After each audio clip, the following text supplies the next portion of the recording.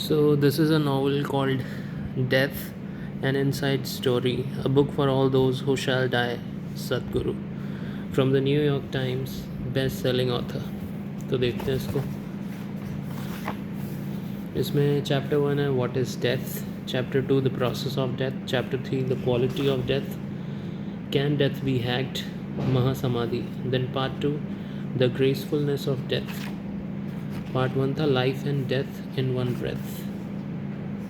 Part 2 The Gracefulness of Death, Become Me, Preparing for a Good Death, Assistance for the Dying, Assistance for the Disembodied, Of Grief and Mourning.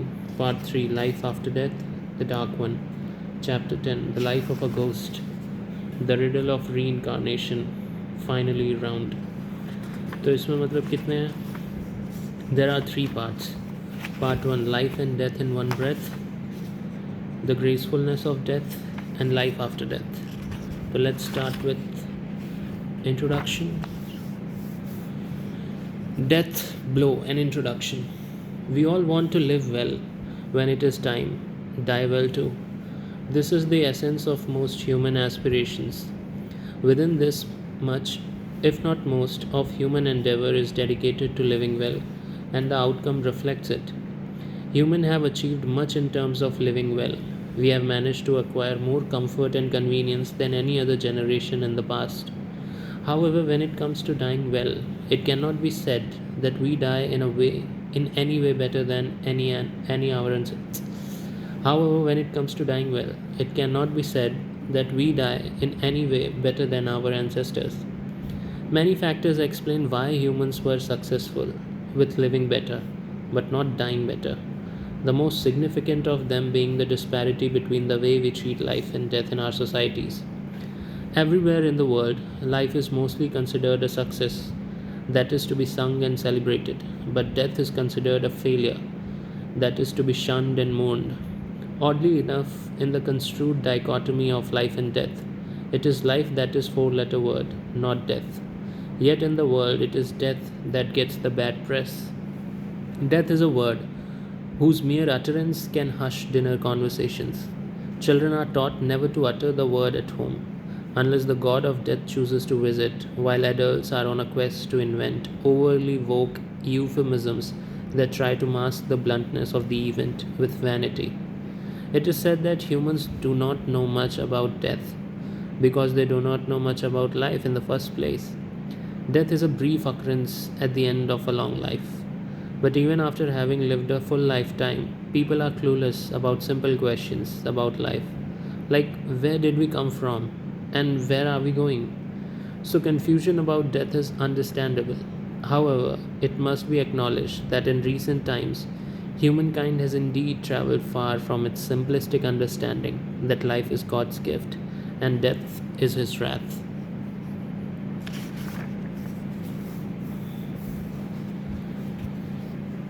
Traditionally, it was only religion that people looked up to for the unraveling of this mystery.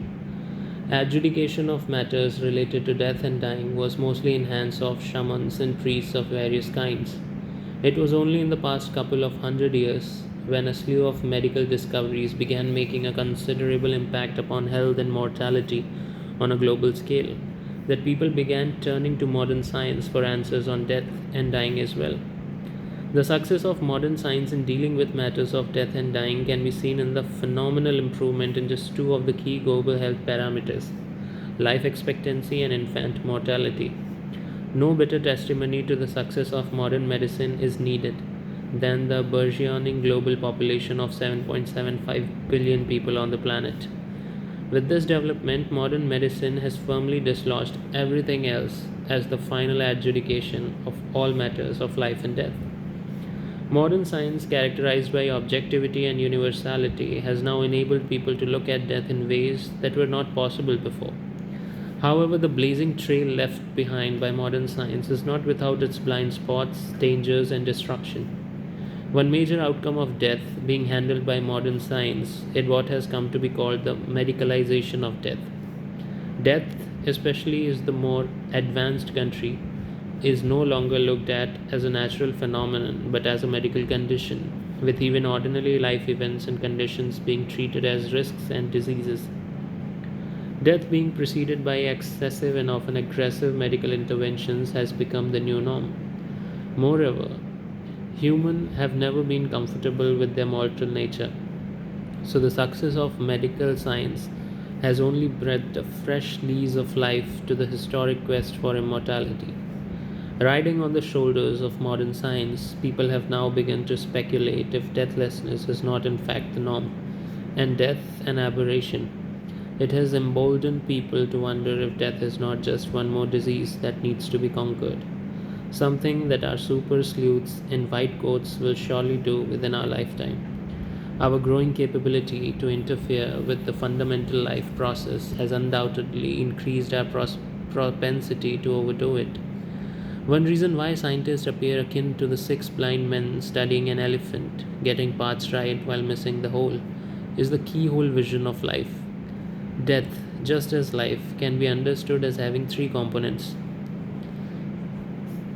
There's a biological part, psychological part, and a metaphysical part that causes the biology and psychology to happen. In recent times, our understanding of biology of death has greatly increased. Today, we have much better understanding of point where biologically life ends and death begins.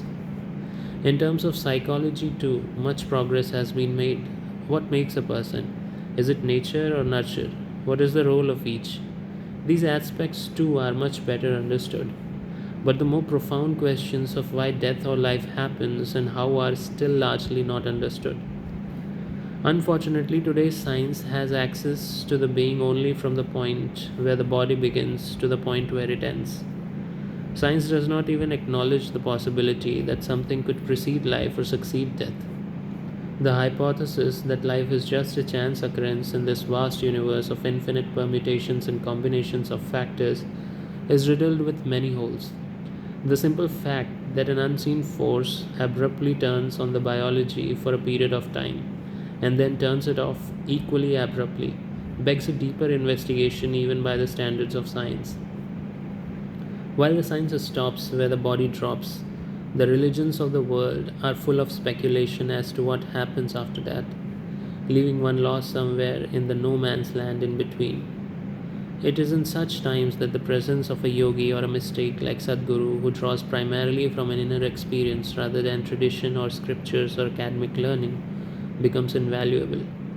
Sadhguru is a modern mystique and a yogi who has touched and transformed the lives of millions of people around the world with his unique insight into life and the tools of self transformation.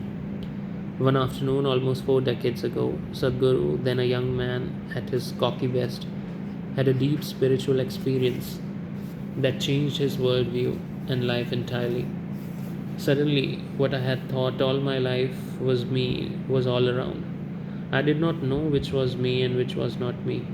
It also made him deeply ecstatic. Over the next few months, the experience became more stabilized and a living reality. This spiritual realization also brought back a flood of memories in his past lives and a deep understanding of the process of life and death. This experience made Sadhguru set out with a plan to teach the whole world to live as joyfully and ecstatically as he does. For the past 4 decades, this has turned into a global movement aimed at self transformation. But looking back, it is unclear as to at what point did Sadhguru, who has been considered a foremost authority on joyful living, begin being regarded as an authority on death as well. Was it when he began recounting clearly his past lives? Or was it 25 years ago when he articulated for the first time the purpose of his current life to consecrate the Dhyanalinga, the dream of many accomplished yogis, which was entrusted to him by his Guru 3 lifetimes ago? Or was it when several people around him were able to recollect their association with him in the past lives spontaneously? It is not very clear when, but soon people began to turn to Sadhguru on matters of death and dying as well. However, Sadhguru has not always been the most communicative about death. In fact, one would think he was being evasive. Too many people who thought they could extract the deepest secrets of life through a single innocuous question, "What happens after death, Sadhguru?" have been disappointed. To their dismay, they were usually teased by the responses like, "Some things are known only by experience." Others who wanted to know how to communicate with the dead were told to worry about communicating with the living first. People who asked about the existence of souls were told they had two of them, one under each foot. Yet all his teachings and practices have not been without a tinge of death or more. Sadhguru is probably the only person on the planet who would, in a deadpan tone, talk about death to a hall full of people. First thing in the morning, during certain residential programs, he would then lead them through a guided meditation on experiencing death firsthand. He is probably the only one who would teach the way of effortless living by initiating people into a death like experience of meditation to be practiced twice a day. He is also the ambitious person who sets out to teach everyone in the world the ways to live joyously, but on finding that he is falling short, pragmatically embarks on teaching them methods to die peacefully at least. He is also the person who assures people, if you have been initiated by me or have made the mistake of sitting in front of me totally, even for one moment, there is no rebirth for you. And the list goes on. Once, when we were filming Sadhguru for a DVD, somebody asked him, why is it that in most Eastern traditions a very high level of sanctity is accorded to the moment of death? Why is it that moment of death is granted a sort of quasi spiritual status? Speaking outside his usual script of deterrence, Sadhguru said, if the moment of death is handled properly, if there was proper preparation, proper guidance, and perhaps some outside help as well, then, in spiritual terms, even that which probably did not happen in life could happen in death. This was a revelation to me. I had never heard of anyone speak of death as a spiritual possibility. Some discussion followed this, but since it was mostly outside the scope of the video being filmed, Sadhguru did not elaborate further. I was very intrigued. Did Sadhguru just say that there is a big spiritual possibility hiding in plain sight in the much feared, much abhorred aspect of life? Death? Was there a huge free ride waiting to be taken at the moment of death, and we were oblivious to it? If so, why haven't we heard of this before? Why is it not being spoken about more? Why are we not alerting people to it? Could Sadhguru offer the necessary guidance for the preparation? Could he give the required help? Of course he could. But would he? Could he be coaxed into opening another front in his engagement with the world? Sadhguru was certainly willing. But the task of compiling the book was not easy as I had imagined. I had assumed it would be a simple task because, after all, if one knew something, how difficult would articulating it be? Well, that assumption turned out to be somewhat premature because explanations can only traverse from the known to the unknown, and in this case, the gap turned out to be rather formidable. The grand phenomena of life cannot be constrained to the period between birth and death, as seen by modern science.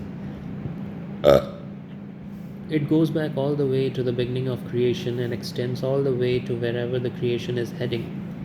Hence, any understanding of death does not take this fact into account is bound to be incomplete and incorrect. In the first part of the book, Life and Death in One Breath, Sadhguru describes the mechanisms, essential mechanisms of life and death using several approaches. He describes the yogic understanding and further simplifies this using the example of the familiar soap bubble. Taking the discourse beyond the usual boundaries, Sadhguru traces the origins of life from the beginning of creation to the cycle of birth and death that we all undergo. He also talks about the different kinds of death and what choices we have in death. He concludes the first part by describing the highest form of death, the dissolution of the self, which is the goal of all spiritual seekers. In addition to explaining the underlying mechanism of birth and death, one of the objectives of the book is also to help one achieve a good death. In the second part of the book, The Gracefulness of Death, Sadhguru clarifies what a good death is and what preparations we can make for it. Moreover, when a person is dying, he is in the most vulnerable situation, unable to help himself. Sadhguru explains what assistance one can provide in such situations and the difference that make for the dying person. He talks about how the person's journey after death could be assisted by doing some simple acts. He also shares some precious insights into grief and how we can deal with it in a meaningful manner.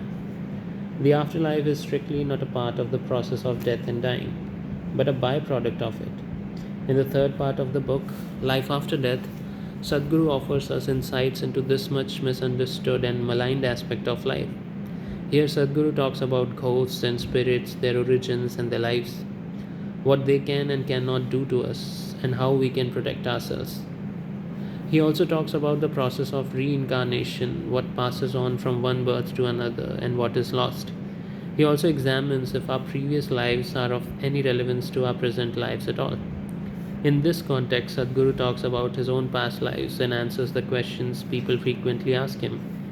Will he be coming back? The book is in no way complete in presenting all that we seek to know about death and dying, nor is it sum total of all that Sadhguru has to offer. But we hope it will be an active force to dispel the gamut of misconceptions about death and the world. The most significant aspect of the book, however, is how the tools offered by Sadhguru and his presence in our midst can help us make our own death more graceful and spiritually significant. In all the ensuing chatter about death and dying, it is hoped that this primary purpose of the book is not lost on the reader. Swami Nisarg.